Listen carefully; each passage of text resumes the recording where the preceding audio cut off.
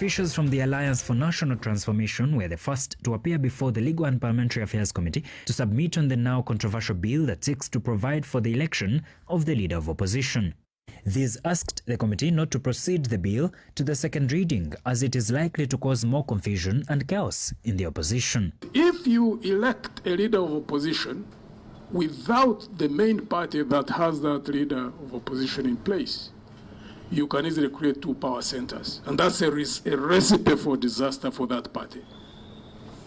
In that regard, what would you be doing? You just simply be weakening a party. In their submission, they believe Lumu's bill is a clandestine move to empower the small opposition political parties, many of which are aligned with the NRM, to become the official opposition in Parliament. If the bill is carried, if it is enacted into law, we seem to sense that the intention is to make small opposition parties, the smaller ones, to become the official opposition. This bill should not be passed.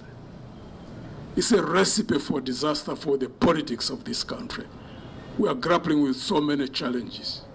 The environment is not conducive for party building already. Don't add other complex situations within what is already a difficult situation. Don't create two power centers.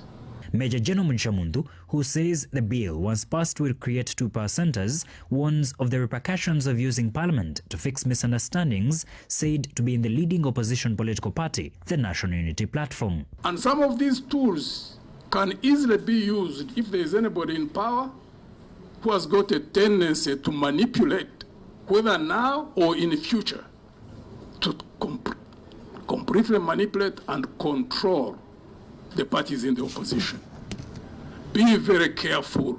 The acting national coordinator for ANT also told the committee of how the mover of the bill, Richard Lumu, hoodwinked them and refused to meet them during the consultation, even after setting the date to meet him. When we contacted Honorable Lumu, we heard from the media he was moving on some bill which we thought was significant. We contacted him on phone and he said he would come. We set up a date and he never came.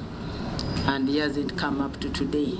After ANT, the Uganda People's Congress, led by their Secretary General, Fred Ebil, appeared next, maintaining its position when they met the mover of the motion that the bill should be dropped as it undermines multi-party democracy. Both UPC and ANT now want the mover to prioritize the electoral reforms ahead of the 2026 general elections. Since this one will cause more chaos than before, let us concentrate on the issues which are priority right now, which is bring reforms which will help all of you have a free and fair elections in 2026.